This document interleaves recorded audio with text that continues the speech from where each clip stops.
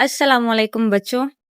پچھلے ویڈیو میں ہم نے سائمن کمیشن پر بات کی تھی. اب اسی تسلسل کو آگے بڑھاتے ہیں. یہ ویڈیو جو ہے یہ ہے نہرو رپورٹ کے بارے میں. تو بات ہے سال 1928 کی، جب انگریزوں نے ایک چیلنج دیا کہ اگر تم ہندوستانیوں میں اتنی ہی عقل ہے تو کوئی اپنا قانون بنا کر دکھاؤ جس پر سب متفق ہو. یہ چیلنج قبول کیا ہندوؤں کی سب سے بڑی پارٹی کانگریس نے. انہوں نے ایک کمیٹی بنائی جس کے لیڈر کا نام تھا موتی لال نہرو.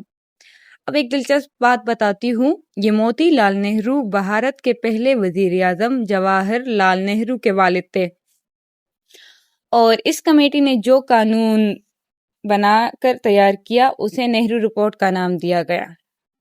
جب یہ رپورٹ سامنے آئی تو مسلمانوں کو بہت دکھ ہوا، کیونکہ یہ ایسا تھا کہ سارے پوائنٹس تھے وہ ہندوؤں کے حق میں جا رہے تھے. اب ہم دیکھتے ہیں کہ مسلمانوں کو یہ رپورٹ پسند کیوں نہیں آئی. تو پہلا پوائنٹ اس میں ہے اسٹرانگ سینٹرل گورنمنٹ، ساری طاقت ایک ہاتھ میں. نہرو رپورٹ میں کہا گیا کہ ملک کی بڑی حکومت بہت طاقتور ہوگی اور صوبوں کے پاس کوئی خاص پاور نہیں ہوگی. مسلمانوں نے سوچا کہ مرکز میں تو ہندو زیادہ ہے تو وہ اپنی مرضی چلائیں گے اور ہماری کوئی بات نہیں مانے گا.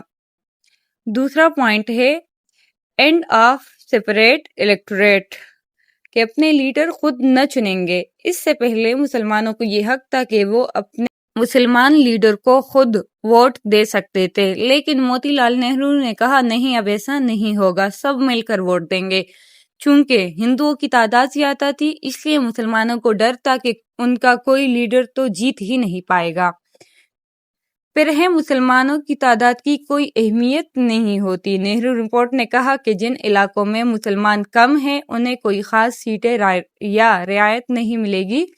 یہ بالکل ناانصافی تھی. سندھ کو الگ کرنے سے انکار. مسلمان چاہتے تھے کہ سندھ کو ممبئی سے الگ کر کے ایک نیا صوبہ بنایا جائے، لیکن نہرو رپورٹ نے اس پر اتنی مشکل شرطیں لگا دی کہ ایسا ہونا ناممکن لگنے لگا. پھر ہے ہندی زبان کو اہمیت. اس رپورٹ میں ایسا محسوس ہو رہا تھا کہ جیسے صرف ہندوؤں کے کلچر اور زبان کی حفاظت کی جائے گی اور مسلمانوں کے حقوق کا کوئی خیال نہیں رکھا جائے گا. پھر اس کے بعد اس پہ قائد اعظم کا ریئیکشن آیا. جب قائد اعظم نے یہ رپورٹ پڑھی تو وہ بہت مایوس ہوئے. انہوں نے محسوس کیا کہ کانگریس مسلمانوں کو ان کے حقوق کبھی نہیں دے گی. قائد اعظم نے سختی سے کہا یہ رپورٹ مسلمانوں کو منظور نہیں، اور یہاں پہ انہوں نے ایک بہت مشہور جملہ بولا جسے انگریزی میں کہتے ہیں پارٹنگ آف دا ویز، یعنی اب ہمارے اور ہندوؤں کے راستے ہمیشہ کے لیے الگ ہو گئے ہیں.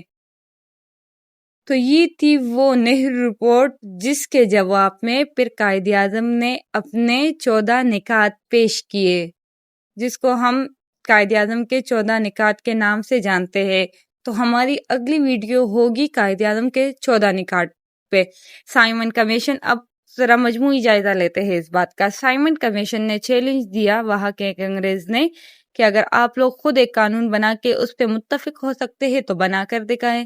جس کے جواب میں کانگریس نے ایک کمیٹی بنائی، اور اس کمیٹی کا جو ہیڈ تھا وہ تھا چیئرمین، وہ تھا موتی لال نہرو. جو موتی لال نہرو نے رپورٹ پیش کی وہ بالکل ہندوؤں کے حق میں تھی اور مسلمانوں کے حق میں نہیں تھی، جس پر قائد اعظم نے کہا کہ اب ہمارے راستے بالکل جدا ہو گئے ہیں، اور پھر انہوں نے اپنے مشہور 14 نکات پیش کیے. تو یہ تھی ہماری آج کی مختصر ویڈیو. شکریہ.